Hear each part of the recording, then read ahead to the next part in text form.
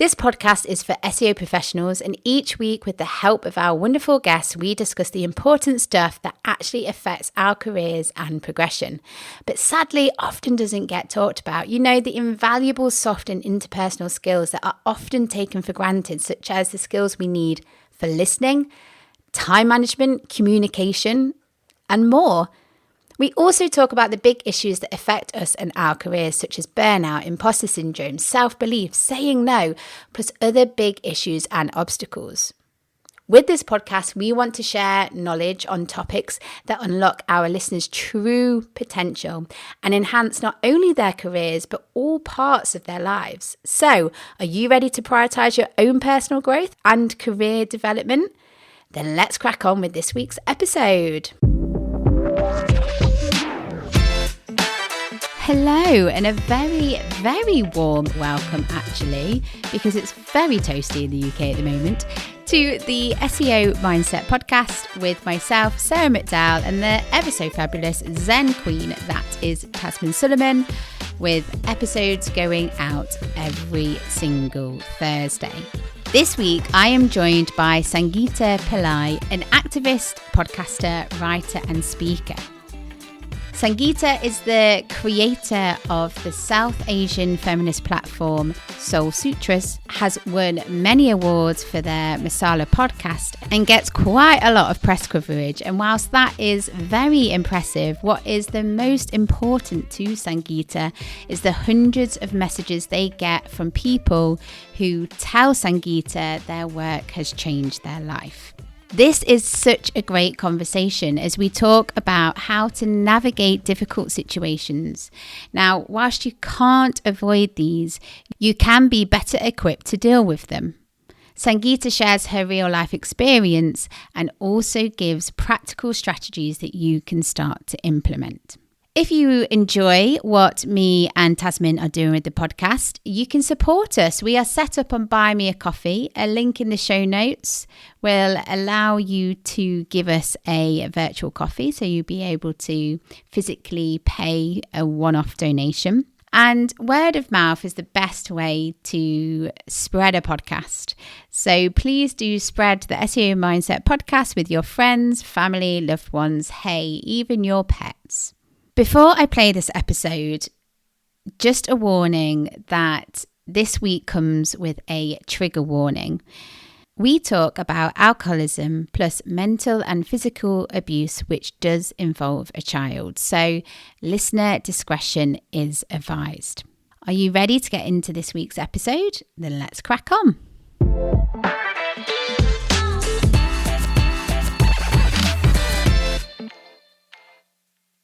Hello, and a very warm welcome to Sangeeta. Hi, it's absolutely lovely to be here with you, Sarah. Thank you for having me. Thank you so much for agreeing to spend. So we're recording on a Monday.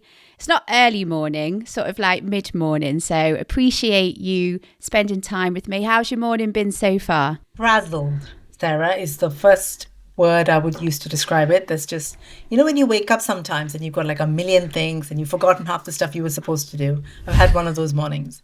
Oh, God. Well, hopefully onwards and upwards, right? Things will only get better from here, I'm sure. Absolutely. I'm sure. So today we are talking about how life can throw some curveballs, and we can't be in control of those curveballs. However, there are things that we can do to sort of best deal with these curveballs, or when situations arise that we have to navigate so that they don't become all becoming and take over. So yeah, let's start at the top. So life does throw us some curveballs and we can't avoid it, but what we can do is be better equipped to deal with them, right? Absolutely. And also to look at these curveballs or problems or whatever as, I don't want to come across as some sort of self-help guru, but you know, if you if you look at them the right way, you look back and you think, wow, that awful thing happened or that terrible thing happened. But because of that, I did these 5 other things that completely changed the trajectory of my life. that's how I feel. That's how it has been in my life. The worst thing that you can do is let whatever that situation is to win. I completely understand that you have to deal with the emotion and you have to have some time to process that, but you can't let it win and not so much hold a grudge, but you can't let it overtake your life.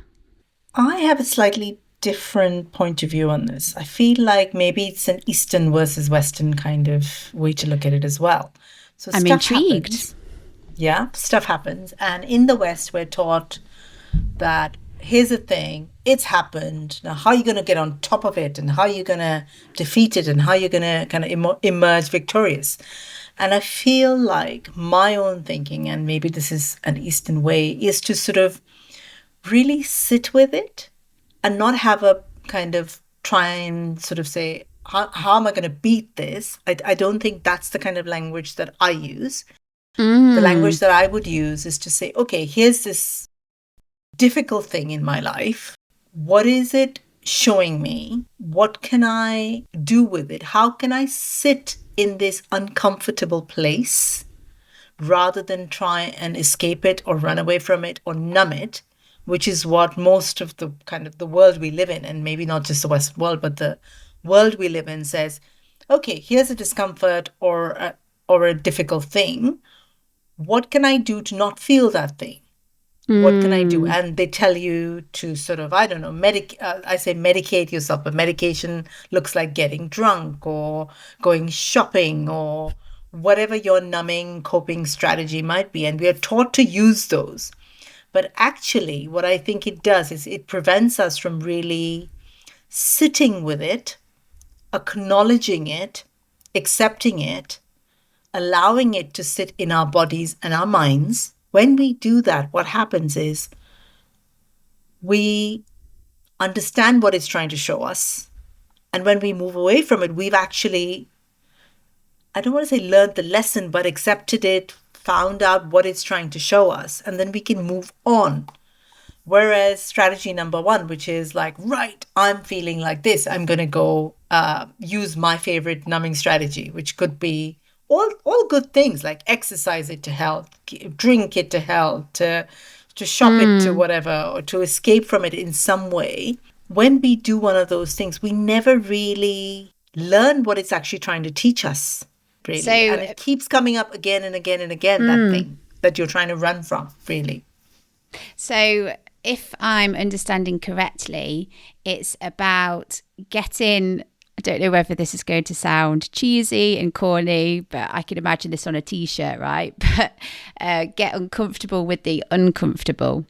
That's what we're sort of saying, aren't we? Because that's exactly what we're saying. It's easy to run away from it or numb it or have sort of ways that we can make ourselves feel happy, but you're not dealing with the root cause. You're not sitting with it. And of course, I mean, do you think why do we find it so tricky? Is it because we're not taught how to do it, or is it a human nature thing? What do you sort of think, or is it a mixture? I think it's both of those things. One is we live in a society that tells us that we must be comfortable all the time, whereas that's not life. We cannot. It is impossible for us as human beings to be happy and comfortable and at peace and enjoying lives every second. And then what you brought up, Sarah, which is, I think is beautiful, which is we are not taught this. We're never taught, whether when we're kids or when we're adults, to sort of say, to sit in discomfort. The messaging always is, and look at our society. We live in this hugely consumerist world that's like, hey, feeling bad, why not drink this drink? Or hey, feeling shit about yourself, like, here, buy this dress that's gonna make you feel amazing, or go on a dating app and get, this dopamine rush. We're always taught to live in this adrenalized dopamine chasing kind of society. And we're taught that that's normal, when in fact that is absolutely the opposite of normal. So that's one thing. So we're never taught. So we don't know how to do that, right? And the second, I think, is a physiological thing, like our bodies, when we are in distress, go into fight or flight. And most people know this kind of now. It's we fight, flight, freeze, or fawn. Those are the 4 responses that our bodies have. And when something feels, and our brains a lot of times don't know the difference between real danger and perceived danger, right? Interesting, yeah.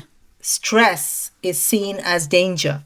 Our brain just says, right, danger, danger, danger. I need to run away, fight, flight, freeze, or fawn. And actually, it's just this physiological thing that your body produces, because we haven't evolved. So we've got mobile phones and technology, and we're talking about AI, but actually, our bodies haven't evolved beyond thousands of years, millions of years. It's been the same thing. So we're still carrying those bodies in the world. So when your body is saying, right, run, freeze, fight, whatever it is, actually, it's just a response. And what we have to do as we evolve, as we become aware, as we kind of go into the world, we're like, okay, but is that really true? It's a question to ask yourself. And a lot of times, like on this, a great example is this call. So, before Sarah and I got into our, podcast recording, we had some technical difficulties, as, a lot of us do. And my body might be saying, right, Sangeeta, oh my God, danger, danger, danger. There's stress, because what's happening in our bodies, the adrenaline levels rise, right? Which is created in our bodies to run from danger. It's when the tiger was chasing us back in, a couple of million years ago, we needed the adrenaline to run from the tiger. But the stress produces exactly the same thing in my body. But then instead of getting like, hyper, what I need to do is to say, hey, hang on a minute. It's just technology. It's just a thing that isn't working. Take a couple of breaths, fix it. And which is what we did. And here we are recording this podcast. So I think so in answer to your question, it's both of those. It's we have never been taught how to sit with discomfort. Yes. And not just never been taught, the world is designed to make us escape from discomfort, because that's what the whole consumerist model is based on. And then again, we've got a body that hasn't really changed in millions of years, and it's going to produce exactly the same kind of physiological symptoms. So then it's up to us to say, hang on a minute, is that really danger? And 9 times out of 10, it isn't. You spoke about fight, fright, freeze, or fawn. I'm aware of the fight, fright, and freeze, but I've never heard of fawn. What is fawn? Fawn is people pleasing. So we learn when we are in danger. So if, say, I feel like, Sarah, you might attack me, one of my responses might be to say, hey, Sarah, oh, you're lovely, and I'm trying to placate you. That's fawn. That's the 4th response. I am a massive fawner. Is that the right? Can I say fawner? Fauna. We might have created a new word, Sarah, but I love it. Fauna. I'm a fauna. I'm a fawner. In the example that we gave of, we had technical difficulties, and for me, the danger for me is upsetting you. I think that is where my danger comes from. So, of course, that sits with the fawn. But as soon as you said that, I was like, of course. And I think a lot of people sit in this people pleasing because something that I've been taught, or something that society has taught me, is you've got to do well by others. You've got to lift people up. You've got people who've got to like you. You've got to find your tribe. You've got to find your friends, your community. So I imagine everyone is fawning all over the place. That should be a t-shirt, shouldn't it? Absolutely. And Sarah, women, we learn very early on to make everybody else around us happy.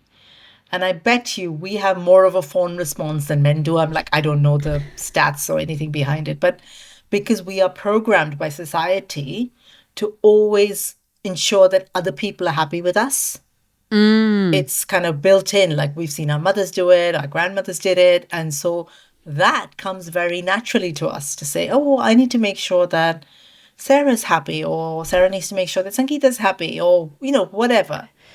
And I think that's a huge factor in my mind. Definitely, definitely. And it's really hard to unlearn something because to me, I'm mid-30s and there's a lot of my behavior that is just habitual because Yes. I've just learned to do it and I just know how to do that. It's my first point of call to act that certain way. And something that I do find hard, so I'll be open and transparent. So when I reached my mid-30s, I decided to have some therapy and some counselling because I was like, I need to deal with me. I need to figure out why I act in certain ways. I need to self-awareness. I need to figure out what's going on.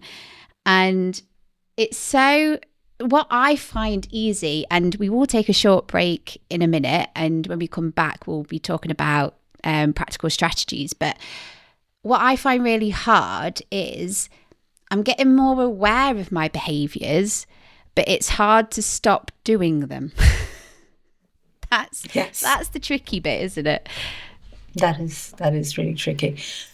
There's something I've read that always helps me. That gap between reaction and response can make all the difference. So when you are aware and you're like, oh, I'm doing that thing again, just the awareness opens up in our minds an opportunity to say, but I don't need to do that. I'm reacting like this, but my response doesn't need to be like this. I'm only reacting like this because that's my conditioning. So it's such a small, but it starts with awareness. And I think if you are aware, Sarah, which sounds like you are, it's like, oh God, I'm doing that thing again. And then that's the opportunity to say, but I don't need to. I'm going to correct myself here because I don't want to be doing that. There's a huge, it might be a couple of seconds, but those seconds can really give us the opportunity, I think, to change something we may not be happy with.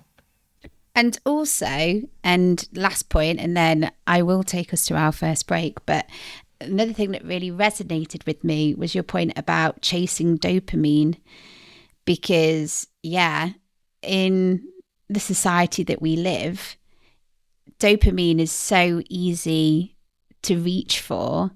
And if you look at all the adverts on the TV or adverts when you listen to podcasts, adverts on the radio, it's all about making yourself feel happy. And aware that we're in a bit of a cost of living crisis right now. We won't get into that because that's a completely different subject. But most of these dopamine hits are easily accessible, and we're not talking about a lot of money. So, of course, again, a lot of people are going to reach for that, aren't they? Absolutely. And again, the world we occupy is full of it. Our phones. How many minutes do we, how many hours in a day do we all spend on our phones? And that's dopamine. They're designed. Social media is designed to keep us hooked and scrolling and give us dopamine hits and I do this a lot. I know I'm doing it, but I still can't help myself. And again, it's not my fault. It's not your fault, because we are being, our physiology is being used against us in many ways. And, what you said, turn on the TV or listen to a podcast, is ads getting you to do things because, again, it suits other people to keep us like that, because then we are willing consumers, able to buy and spend, I'm sure there's a whole, like a dopamine heavy society, I'm sure, if there's such a thing. I don't know if I'm making that up, but, And also, just going back to the earlier point, so these quick, easily accessible dopamine hits, they work in that moment, but they're short. They only deal with it for that short period of time. Whereas, and I think possibly get into this more when we share some more strategies in part 2, but if you can sit with the uncomfortableness and unpick it and sit with it, work with it, figure out a solution, you won't get an instant dopamine hit that you're used to, but the long-term effects are going to be better for you. Would you agree? Absolutely agree. And it's only in that space without the constant hits that we can even start to see who we are, what we want, how we feel, what we think. Which is scary for some people. And I think it's really easy to say, let's be more self-aware, get to know yourself. That's easy to say, but I think sometimes even getting to know yourself is a little bit scary, which sounds bonkers because it's you, it's the body that you're living with. But it can be, because it's eye-opening, isn't it? And you might uncover some stuff that you don't like, because we're all humans, we're all messy. But I'm sure that you'll find out stuff that you actually quite like about yourself. So I suppose it's a bit of a balance, isn't it? It is. And it's really scary for most people, to go there, because it's just so much easier to just not go there. But then I suppose if you don't go there, your last point, and see what you think about this, but if you don't go there and you're not brave, then you're always going to run into problems when it comes to work, your personal relationships, your romantic relationships, your work relationships. You know what I mean? Like, until you do the work, you're always going to come across obstacles and stumbling blocks, aren't you? Yeah, absolutely. And you'll also find that the same issues keep coming up under different forms. Like, I've noticed that in my own life. If you don't deal with a thing, whatever that thing might be, it will keep coming at you in different angles because you haven't dealt with it. That makes me smile, because my partner Tash, she's quite a spiritual person, and she'll always say, it's a lesson from the universe, Sarah. If you don't deal with it, the universe is going to keep passing it your way. And I'm like, okay, yes, I will deal with it, Tash. I agree. Lovely. Well, this has been a cracking first half. So let's take a short break so our listeners can digest the information and start thinking about some of the points that we've covered. But join us for part 2, because we'll be discussing some practical strategies, won't we, where people can get better at feeling uncomfortable.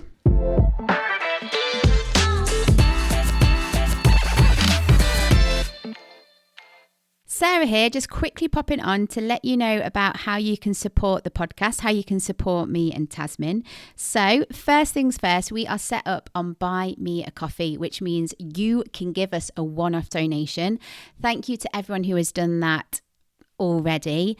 If you fancy doing that, the link is in the show notes, and we'd be very much appreciative. And another way is help us spread the word. Get more people to know about the podcast. Tell your colleagues, friends, loved ones, hey, even your pets. Next time you're listening to an episode and you think someone would really love it, find the link and why not share it with them? Hi, Tasmin here. Are you looking to take your career to the next level? Be more visible, earn more, but also take care of your well-being and have work-life harmony? Well, I can help you, because I'm offering you a free 30-minute consultancy call. Together we can go through where you want to be and how to get there. Simply click on the link in the show notes, fill in a form, and I'll get back to you.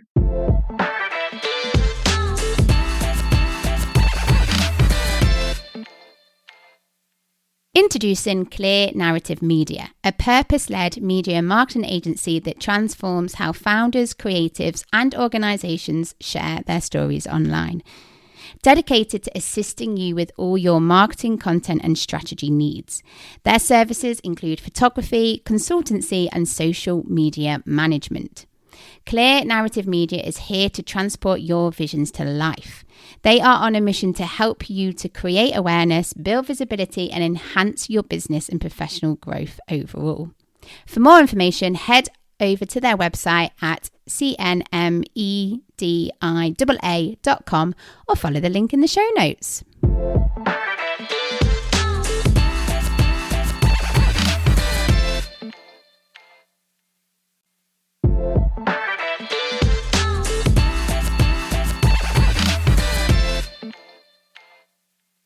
Welcome back for part 2. Sangeeta, are you still with us? Yes, I am, Sarah. Wonderful, wonderful. I have thoroughly enjoyed this conversation, and it makes me sad that we're already at the halfway point. It's gone far too quickly. I know. That's a sign of a good conversation, I think.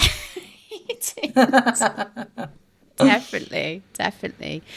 Okay, so what I think would be really good now is to give our listeners some practical strategies that they can implement to help them deal with obstacles, curveballs, helping them get better at dealing with these situations. So it'd be really good to hear sort of a couple of your strategies, and maybe if you feel comfortable sharing an experience of where you had a curveball or an obstacle and what you did to sort of navigate that. Absolutely. So I've had quite a few curveballs in my life. And, I'd like to share because I think it always helps to hear what other people are going through for everyone to sort of say, okay, that's something that happens to me too. Or so I grew up in a slum in Mumbai. I grew up with a violent alcoholic father, with a lot of violence in my life.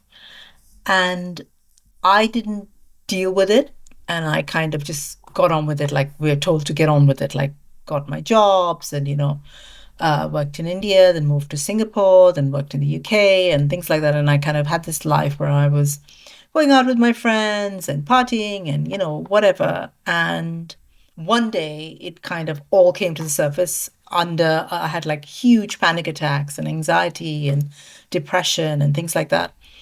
And I used to work in advertising back in those days. And I literally had to quit. It was that bad. But you could look at this and say, oh my God, that's such an awful thing to have happened. It's a 25-year career, right? But I now look at it and think it's the best thing that ever happened to me, which is an awful thing to say. Is like the panic attacks and anxiety were the best thing that ever happened to me. Because what it did, it forced me to sit in the discomfort. It forced me to sit with the emotions. It forced me to really look at my life in a way that I had never done before. And I went on this huge kind of healing journey of, traditional psychotherapy and alternative therapies. I've tried everything from like acupuncture, craniosacral therapy, tantra. There's loads of things that I've done to sort of do exactly that, to sort of understand myself, to understand how my experiences, particularly my earlier experiences, shaped me into the person that I am today and created some of these isms that I'm not really happy with. You mentioned the people pleasing, Sarah. That's been such a big part of my life. But the kind of healing journey helped me understand that and also be kind to myself. A lot of us will say, oh my God, why am I like this? It's awful. And it's not. You've become like this to cope with what your life served up. My people pleasing helped me live. I mean, I had to please my father or be kind of, in a good place because otherwise I would have died. It was literally that. So it's a direct result of my life. And to sort of be compassionate to myself to say, hey, that's where it's come from. But we almost like me talking to myself to say, hey, we don't need this anymore. Sangeeta, at this point in her life doesn't need to please everybody. So then to sort of allow that to happen. So that's kind of been my experience. I write about it in the book that I'm writing. It's called Bad Daughter, because that's kind of defined my entire life, because I was meant to be this good Indian girl that, listened to her family and had an arranged marriage and had a nice, safe job. And I did none of those. So I kind of always was the bad daughter in my life. So that's what the book is about. And I also write about all the ways that I sought to heal because I knew there was an issue. And I tried therapy and it didn't entirely work for me. And so therefore I explored other modalities because I feel like we're not just the mind and psychotherapy just focuses on the mind. A lot of trauma sits in the body. So I decided to explore a lot of body-based healing methodologies.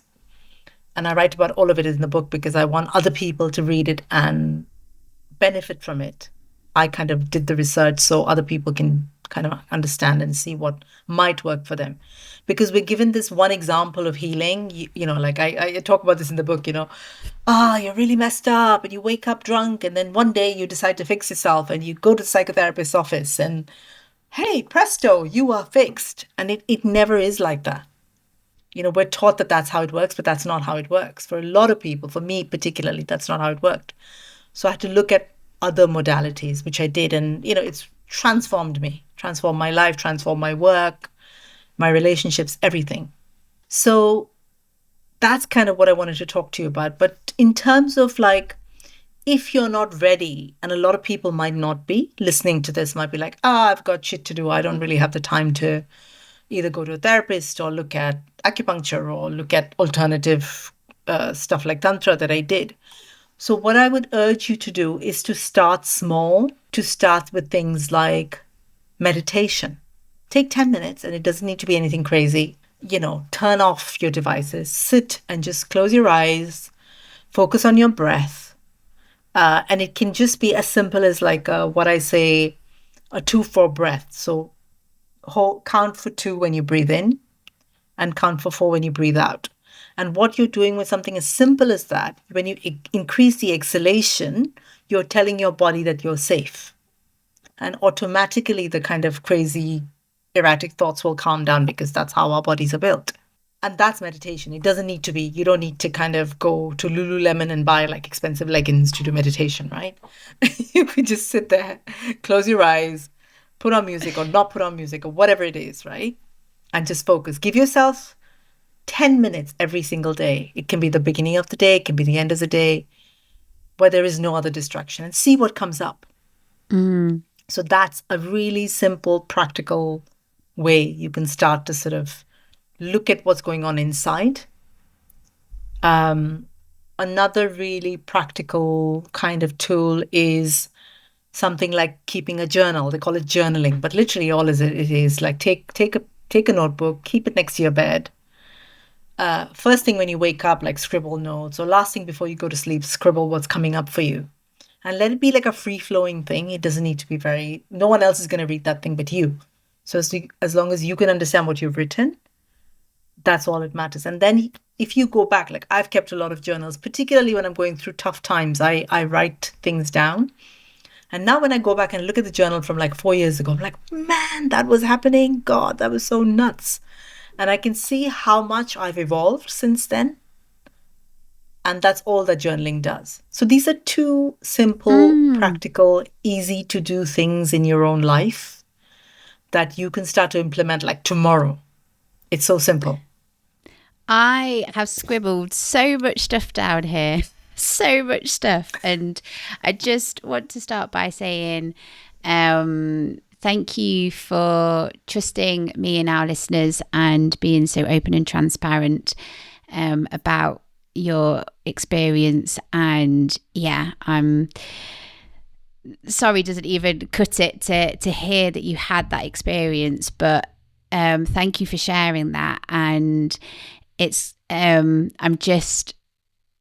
it's good to hear that yes, you were in that place, but you have managed to get out of that place.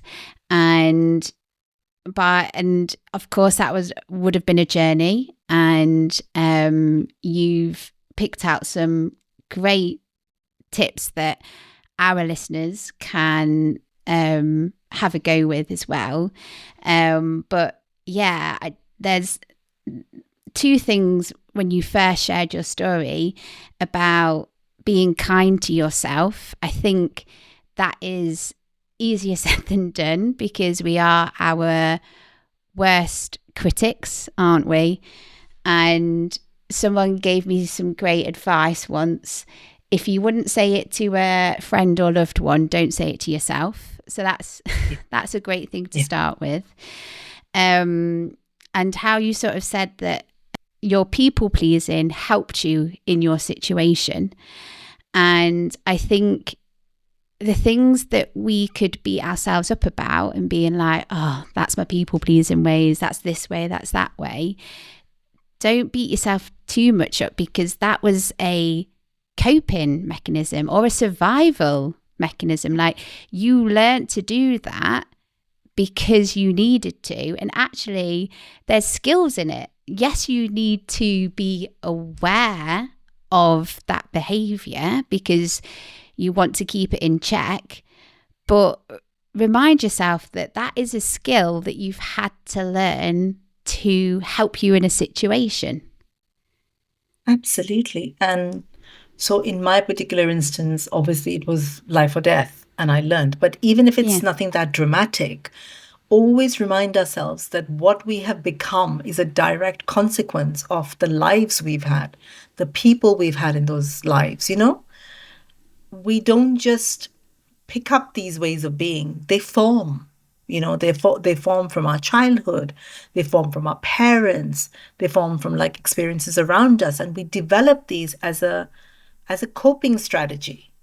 And it serves us then. And that's important to tell ourselves, like, hey, look, it's not just because I'm useless that I can't do this thing. I've been doing this thing because I needed to do it then. I no longer now need to do this. So maybe I don't want this anymore. And do you see the difference in the language? Mm. And that in itself will tell your brain that instead of saying, hey, you're shit, you're always doing this, versus, hey, look, you that was so good and that was useful and that helped you, but you no longer need to do that anymore. Very different tone. I think, yeah, mindset and changing how you speak to yourself. Because another example of that is if you're not good at something or you're learning something, rather than saying, I can't do this, I'll never be able to do this, just by putting yet at the end gives you time. It's a learning curve. Like, people aren't burnt experts at things. Absolutely. Yeah. Absolutely. And if I might jump in, like, it's so relevant to what we're talking about. Like, I'm shit at technology. I'm a podcaster, right? And I always say this, I had to Google what a podcast was because I didn't really know what a podcast was before I started my own. And instead of saying, oh my God, this thing, and it scares me. It used to scare me. It still does. It's like, oh my God, here's this new thing I've got to figure out. But by just saying that, I've done other things that I didn't know and I figured it out. And so therefore, this might seem really huge right now, but I will, because and remind yourself of all the times that you didn't know something or you were scared of something and now you're not. So if you could do that, you can do this. And that's how I did. Like, I kind of taught myself how to create a podcast. And, I used to watch these kind of young white dudes talk about Kit Man and stuff like that on YouTube. And it used to just like, oh my God, but that's like, I can't do that. But you do. You have. And you've just got to go for it. You've got to try these things because you only get better by doing. And this is, I don't know if this is a weird way to go, but in my brain, I'm thinking when you're a baby, you don't know how to walk. You have to learn that, right? Yes. You don't come out the womb talking either. Exactly. Do you know what I mean? Like, exactly. Even if I might be a little bit gross. Yeah, you go. You don't know how to shit. Like, somebody has to teach you how to shit, right? None of us knows anything. We learn. I did not think we would be having this. I didn't think I'd be talking about shitting on this podcast either, Sarah. If anyone's eating lunch or dinner, I do apologize.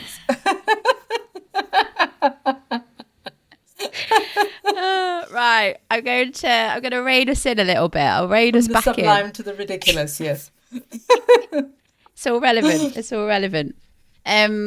We are massively running out of time. We just need to get you back, don't we, and talk about this more. But two other things. So you talk about breathing. I know this is going to sound silly. I love breathing. There are so many breathing exercises that you can do. And I first got into doing these when I was first doing speaking gigs and stuff, because of course I was new to it. So I was nervous and I had this nervous energy in my body and I needed to deal with it. So that's when I first got into breathing work. And it sounds bonkers, but doing these breathing exercises really do work because it helps you center your body. It helps you give you a moment to just be like, So if we're thinking about an obstacle or something tough that you have to deal with, so give an example for our SEO listeners is, I don't know, say you've got to deliver bad news to a client, or you're doing your usual reporting on performance and things aren't looking good. Before you need to dig into that, take a step back and take a breath. Or say there was a moment, I think it's still going on a bit, but redundancies will happen in the SEO industry. Again, that's a hard situation to deal with. So just taking a step back, having a breath, processing. And I love journaling as well, because just getting something out of your brain and down onto paper. It doesn't have to be paper and pen. You could also like type it if you want to type. But that's cathartic, isn't it? Because if you get it out your brain, because what's the saying? Things will stick rent free in your head, won't they? If you don't get them out and on paper. True. And there's something about the act of putting it down somewhere, then it is no longer this big problem that sits in your head. It's outside of you, in a sense, you know? Definitely. Yes. And of course that's going to help, because you also said about things sticking in your body. So trauma. So of course, whatever experience, no matter what it is, that trauma is going to sit within your body. So by doing these two things, for example, it's starting to acknowledge that, isn't it? And working on that. The breath, the breathing, Sarah, that you said, it actually signals to the body that we are safe. Because when we are unsafe, our in-breath is, that's the in-breath. That's when you're unsafe. But when you're, that's safety. That's literally signaling to your brain that you are safe. Makes which will sense. Then make everything calmer. And when you're calmer, you think better, you act more rationally. So that's the science behind it. Yeah, I mean, it completely makes sense though when you're talking about it, right? Of course that is. Of course that is. Right. We are massively running out of time. I'm just enjoying this conversation too much. So there are a set of questions that we always ask our guests, but before I do that, you mentioned your book, Bad Daughter. Quickly tell us about that. When is it that going to be available? Where? All of that like fun stuff. So it's going to be available very soon to pre-order on my website, soulsutras.co.uk. And the launch date is the 5th of September, the physical kind of book. But I'll have pre-orders kind of running on from kind of mid this month up until then. It's the story of my life. It's a memoir for every woman, is how I see it. I call it the memoir for recovering good girls. Because it's about the bad daughter, because society tells us as women we've got to be the good daughter, the good sister, the good girlfriend, the good wife, the good mother, the good everything. And all our energies are spent in being that person rather than who we want to be and go after what we want to do. So I share my life story. I talk about some of the stuff I've already mentioned here, growing up in quite horrific circumstances, but the feminism being the fire in my soul and kind of not listening to anything that anyone else was telling me, but creating this life for myself, eventually moving to the UK, creating the podcast, creating the platform that I run, which is Soul Sutras, but having a lot of mental health issues that really debilitated me, and then going on this massive healing journey to try and, understand myself. And I'm hoping that the book is useful to everyone reading it, to say it doesn't matter where you come from. It doesn't matter. And this directly links to the theme of your podcast, Sarah. There will always be bumps. That's life, right? I had big bumps in my life, but you can always get to where you want to go. It doesn't matter where you begin. You can get to where you want to go. The destination is kind of yours to choose, as long as you do the work. That's kind of the message of it. Nice. Well, I'm very excited. I can't wait to get my pre-order in. But yeah, what I'll make sure is we always pop links in the show notes. So whenever you are happening to listen to this episode, because it might be during the pre-order or you might be listening when the book is live. So just check the link in the show notes and you'll be able to see that. So are you ready for our usual questions that we ask all of our guests? Yes, I am. Okay. It'd be awkward if you said no, so I'm glad you said yes. At this point. Okay, so key takeaway from today, please. That we all have bumps in the road. And we might think that we are alone in kind of dealing with it, but we're not. And you've mentioned stuff that you're dealing with. I've mentioned stuff that I'm dealing with. And I'm sure every single person on this planet has stuff that they're dealing with. So I think how we are all in it together, I think that's my biggest takeaway. I love it. Yeah, could not agree more. Second question. Best career advice? Don't listen to anyone. No one knows what they're talking about. This is very broad, and I'm not going to sit here because everybody will tell you they know better, but no one knows you like you do. And that applies to life and career. So think about who you are, what you want, what your inner voice is telling you rather than the external. Yeah, because there's nuances, isn't there? Of course, everyone has their own everyone has their own experience. Everyone has their own situation. So, I mean, could you take inspiration or is that no? Yeah, you can hear what everyone else is saying, but then you put the filter of your own kind of sense of who you are and what you like and who you know yourself to be and pick and choose. Okay. You know, in every industry, even in podcasting, we're told like, right, that's the way to do it. There isn't one way for everybody. We're all different. As long as you're getting, as long as there's an outcome. Yeah. And whatever your outcome needs to be, again. Yes, it doesn't matter. It doesn't matter if it's different from someone else's. Yeah. Lovely stuff. Okay, and then the last question is, someone awesome to follow and why? I think in context of the conversation we've been having about kind of mental health and helping ourselves and things like that, there's someone I follow called the Holistic Psychologist on Instagram, Dr. Nicola LaPera, that's her name. And she's written a couple of books, also How to Be the Love You Seek. And, there's lots of things. But what I really like about her, she breaks down quite complex psychological concepts into very easy to understand, useful kind of things on Instagram. So follow her if you're kind of on this, self-awareness, mental health kind of journey. I think you'll find it really, really useful. Amazing. Well, I could speak to you for hours, but unfortunately... So could I. Unfortunately, that is time. We're just going to have to get you back at some point, aren't we? Absolutely. Very happy to. And we won't have the same technical issues that we had. No, we would have figured life out by then. If only it was that simple, right?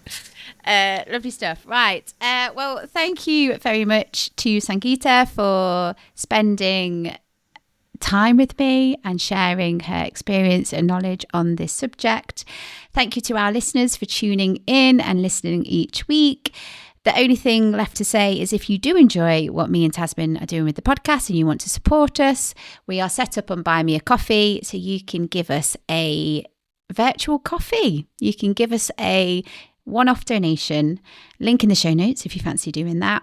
And word of mouth is the best way to spread a podcast, I reckon. So the next time you listen to an episode and you're thinking, give me a name, Sangeeta, any name. I know I've put you on the spot here. Name? Give me a name, what? Yeah.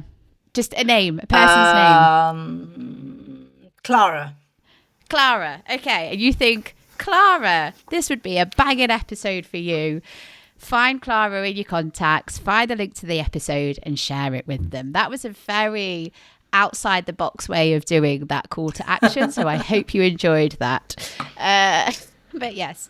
So Thank you for listening. Take care of yourselves, and until next time. Thank you so much for having me.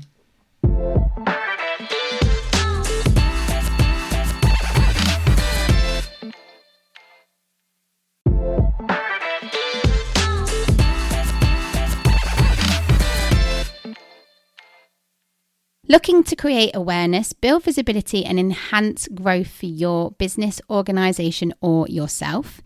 Introducing Clear Narrative Media, a purpose-led media and marketing agency that transforms how founders, creatives and organisations share their stories online. Dedicated to assisting you with all your marketing, content and strategy needs. You can find them on all social media platforms and online at cnmediaa.com or follow the link in the show notes.